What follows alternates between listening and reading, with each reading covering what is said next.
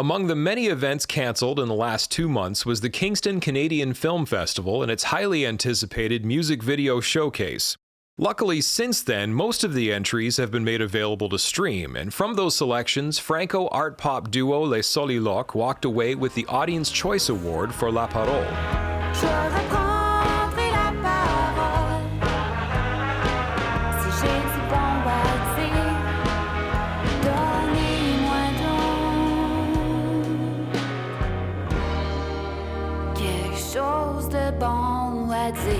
On first viewing, it's pretty easy to tell why La Parole was such a hit.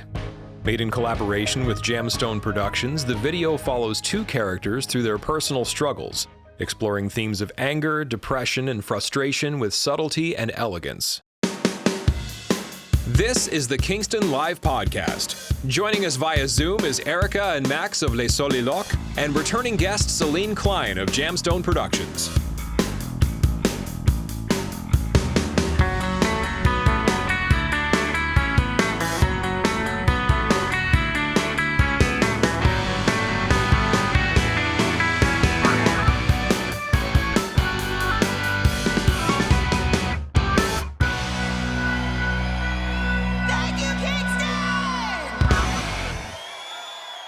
Hello, friends.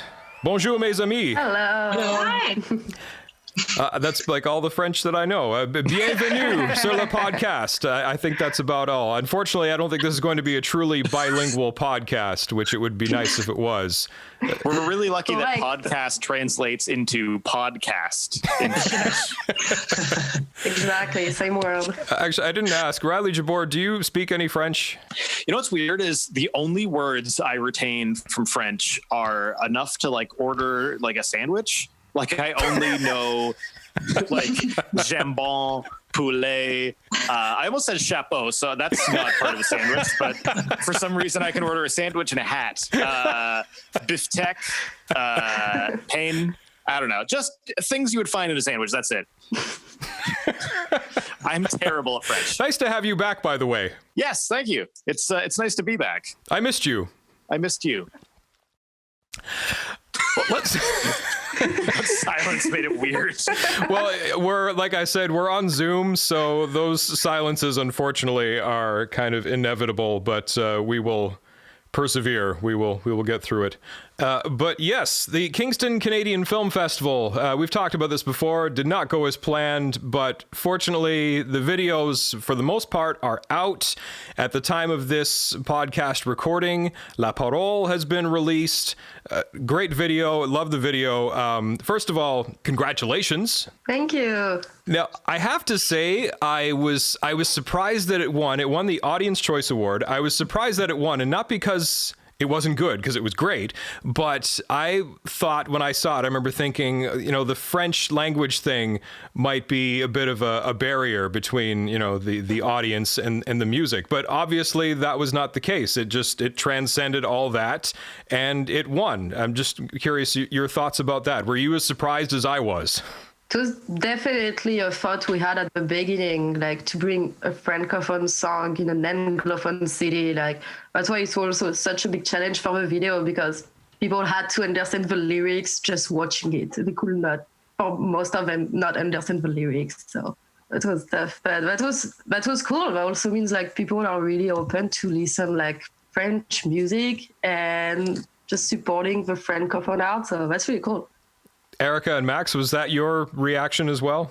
It was a really, really happy surprise. Like there were a lot of people involved in the project as well. A lot of people that helped us out a lot. And I feel like as soon as you have like a good team on board and so many people supporting it, it definitely contributes to that as well, Mm-hmm. And we really had to, well, that's actually one thing when we made the video, we had to think a lot about, are people going to understand what the song's about?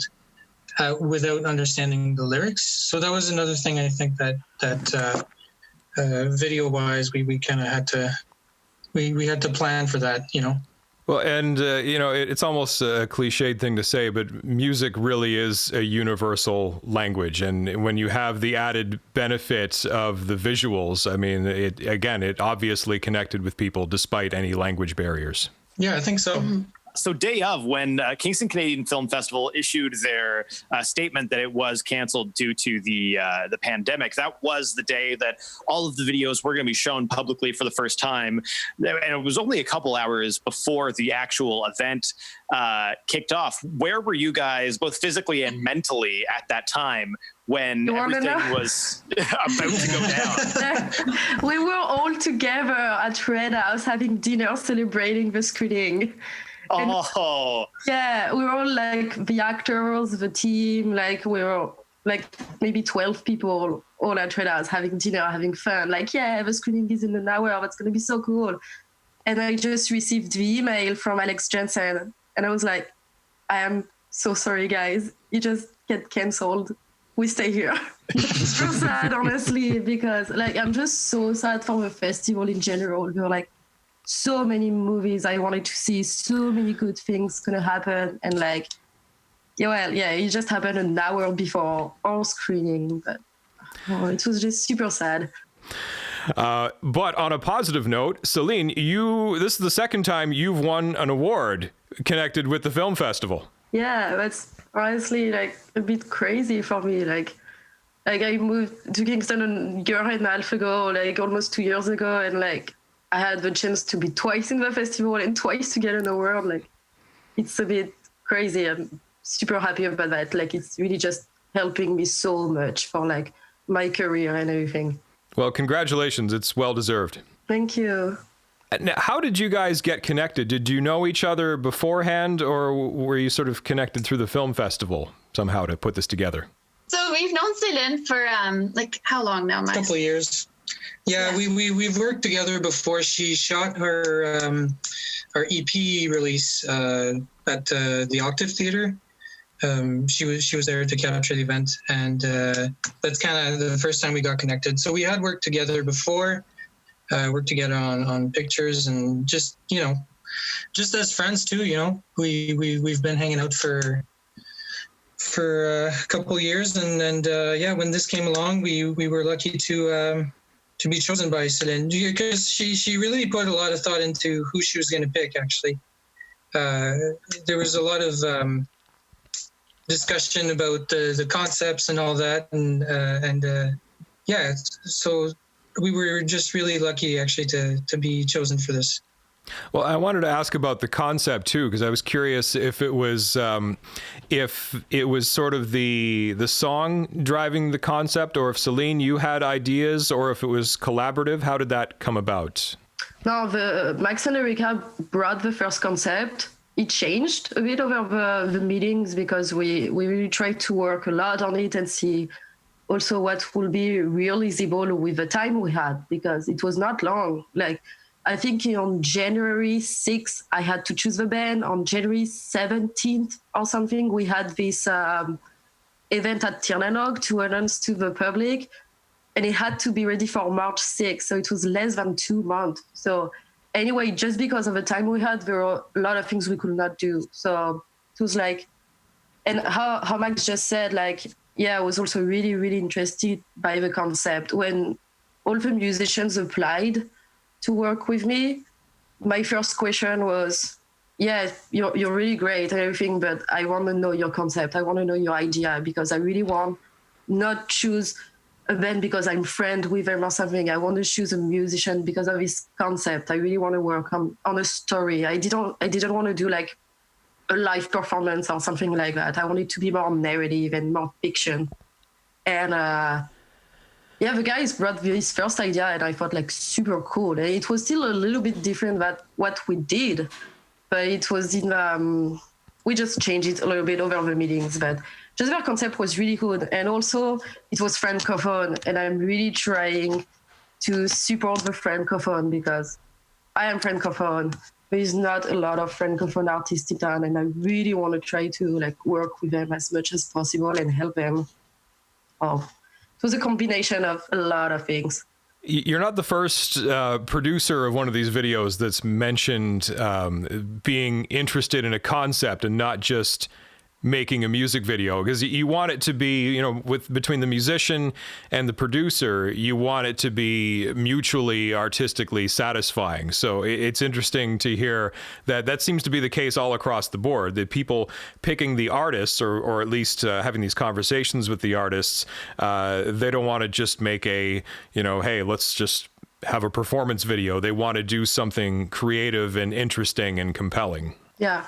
I find sometimes if a Kingston band puts out a video, there's almost that level of, hey, look, Kingston locations, and it kind of like smacks you in the face of, this is, you know, location X and location Y, and this is exactly where we are. And I thought it was really, maybe it's just because I haven't left my house in like weeks now, but it was really creatively framed, where you could see locations like Tara's Natural Foods and the mansion, but they were put in such a way where it kind of took a second. You kind of had to unravel that a little bit and be like, ooh, I know where this is, but where is it? And again, it might just be my brain is completely missing these places because I haven't been in a while. But was that a conscious effort? Was that something you kind of wanted to have sort of unpackaged by the audience in a sense? I don't think that was really the point.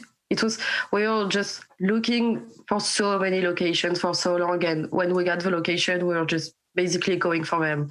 I even don't think we had the chance to really visit all of them before the go. We were like going there, setting up, and starting to just try to do something with the place. But I think for the mansion, I think I was not trying to like hide the mansion or everything. I just for sure didn't want to get the part of the stage. I wanted like to look more like a dive bar or something. And we just had extra at the last minute. So I also didn't want the main actor to seem like he was alone at the bar. It's supposed to be like after work, maybe at a time not everybody's going at the bar. So I was just filming like really, really close to them. So it was more to be like more intimate with them. So in every location, I was trying to be like pretty close to them all the time to like make this. Something that we had a hard time figuring out was the shopping cart. Because we were like, we really want a shopping cart. We don't want to steal a shopping cart. So how are we going to use this? And how are we going to find a space where we can actually move around with a shopping cart as well? Yeah, that was a big point. We wanted a cart. That was seriously in the video, in the black room, when we like see the cart moving, I just wanted this shot. So, yeah, we had to find a cart and a location with a cart and someone to lend us a cart to bring it to the other location.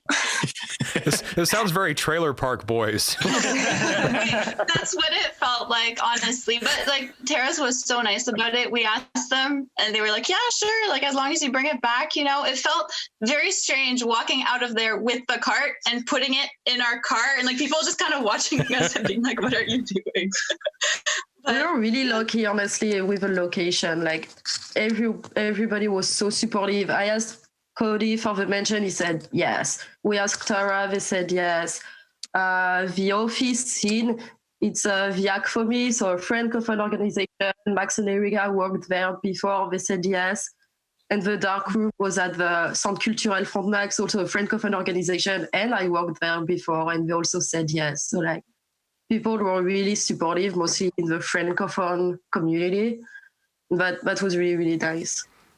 I want to come back to the francophone community part, but I want to talk about the song a bit first. Erika and Max, I'm curious, what is, because again, I don't speak French very well. I can understand like little bits and pieces of it, but I'm far from fluent. I'm curious, what's the song about? Like, does the video reflect the meaning of the song, or is there something else going on there?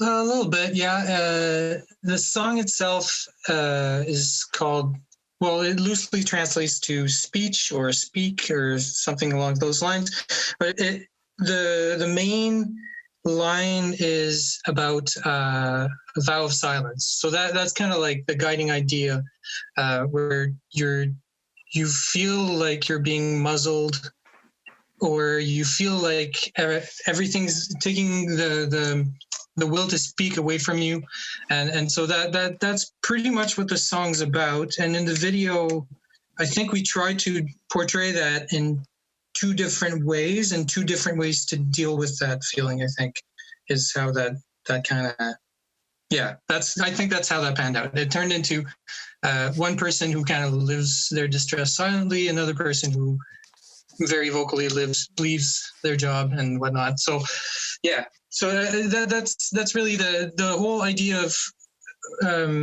despairing and wanting to stop speaking or stop being a part of humanity, I guess, is kind of the driving force behind the song. Yeah. Yeah, but there's definitely the side too at the end where you want something to make you like have hope in humanity again. Yeah.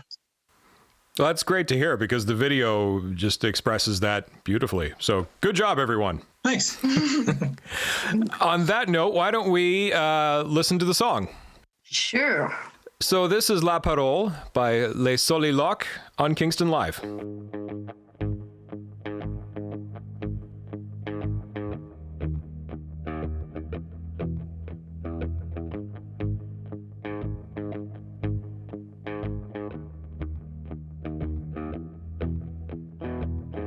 Je suis sans réaction face à vos éclats. Ce ne sont que des mots, des paroles et du vent.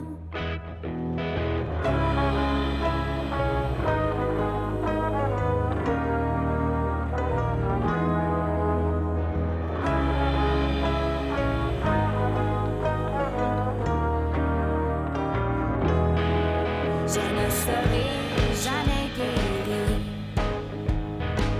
de mon âme blasée. Jamais convaincu du bon côté des choses. J'ai toujours accueilli en me mordant la langue les regards hautains des adeptes du mépris.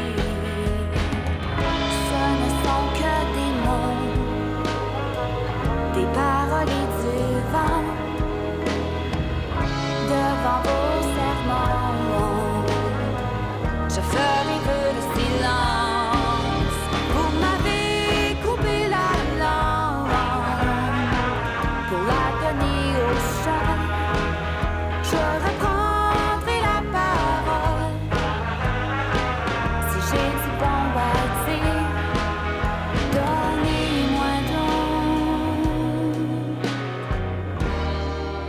quelque chose de bon à dire.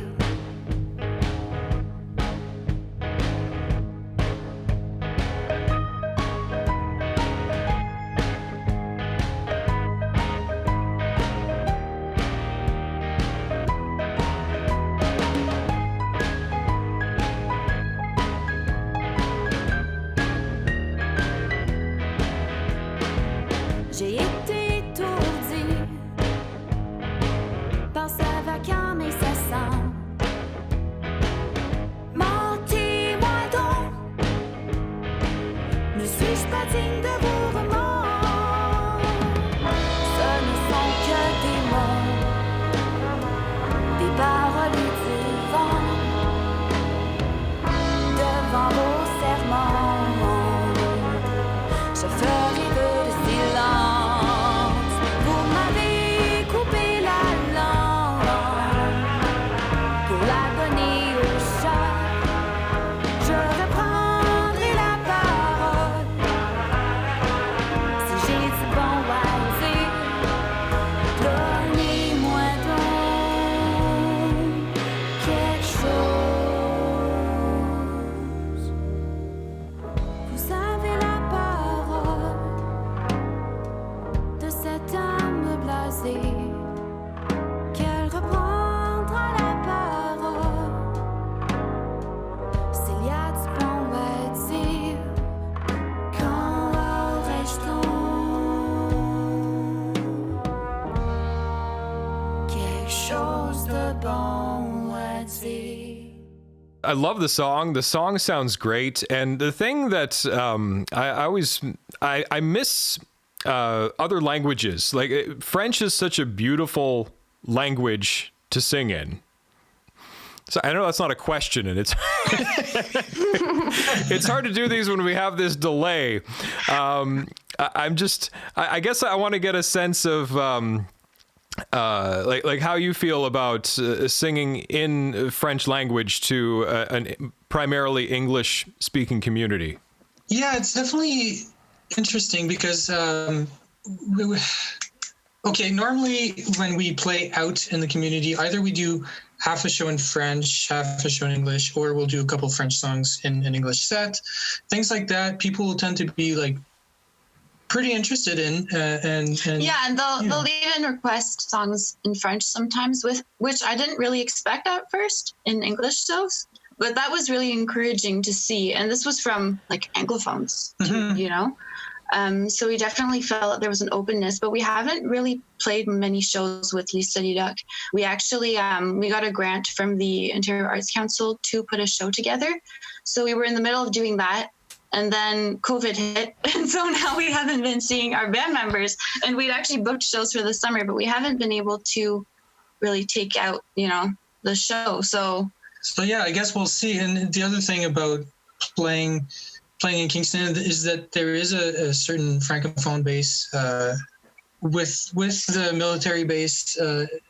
It brings people here, and there are certain cultural events that happen that it's almost like a village within the city that tends to meet, and so we've tended to play to that crowd more with our French show than the community at large.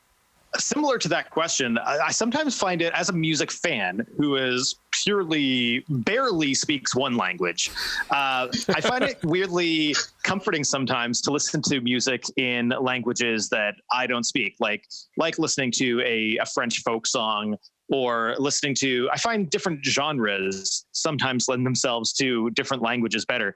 French and folk go together really well. Pop and Korean go together really well. Japanese and punk rock sometimes go together really well in a weird way. But as an audience member, I always feel a little self-conscious of, am I interpreting this song correctly? I love to be able to feel the emotion and tone in a voice if I don't understand the words. But as someone who's performing to sometimes an audience who doesn't speak the same language as the song is written in, is there ever a level of any frustration, just like that you feel as if maybe the audience isn't connecting the level you want to because they may be misinterpreting the song? Not to me. No, not really. I haven't really thought of that much. I don't think there's ever been that much frustration. Like at the start, we'll always kind of translate the title, say a quick little thing about, you know, what the song is about, just so people have an idea what's going on. And then I think that they kind of just make it up in their minds as they listen. I think that's what happens. But that's kind of what you want with music too, right? Even when people can understand it, you want it to take it and interpret it in their way and make it their own. So yeah. And I think like when I was a child, I didn't really understand English. So any music that I heard, I couldn't make sense of the words. And I would just like be submerged in the music, and that's all that mattered to me. And still to this day, I don't really pay attention to lyrics as much. So that's kind of what I hope people get from our music, is just they enjoy what they hear. And if they're interested in knowing what it's about, we'll tell them. But it's actually been kind of cool. Like we had a blog from the UK that was like, sure, I'll share it. I don't know what it's about, but I like it. So that's been cool. I find it reassuring what you were saying earlier, that you said the Anglophone audiences like hearing the French music. And like, I have the same feeling. I love hearing music in French. Again, it just has a sound that is so musical. And I want to put Riley Jabbour on the spot here, just because he's the radio guy. We live in a bilingual country. Can you explain to me why we don't hear more French language music in mainstream media? There's a few different ways you could approach that answer. I think for the most part, we only hear 35% Canadian content in the first place in Canada. So if we were to split it down the middle, you'd only hear, like 17 or something like that. But I think that part of it is just the penetration of people being able to discover like French music, right? So oftentimes, like what you'll hear on the radio is generally something people are familiar with. That's why it's on, right? It's what they want to hear. And there seems to be, I guess, a hurdle of getting Anglophones to listen to something outside of their comfort zone, getting anyone to listen to something outside of their comfort zone, but Anglophones specifically listening to Francophone music it's a challenge, because you want to challenge your audience with something they haven't heard before, but it's also how would you frame that from a presenter's perspective to get them invested? I am really just spinning my wheels. I don't have a good answer for you. I'm just saying words. That's okay. I was just curious. Yeah. I realized I just kind of sprung that on you. That's okay. No, that's fine. Yeah. I just realized that was a really like Trumpian answer. I just said a bunch of random things. And I was like, that didn't answer it at all. It was much better than Trump. Yeah. Thank you. It was better than Trump because I didn't want to punch you halfway through the spiel. That's fair. All right. Getting back to your music, Erika and Max, what happens now? You've got the single is out at this time, right? Yeah. Mm-hmm. And then after that, we're just hoping that we can get the band back together to finish the show. And we want to take the show out on the road in Ontario and Quebec. And you guys did a tour, because Erika, we were talking about your tour, I think it was last fall you were out?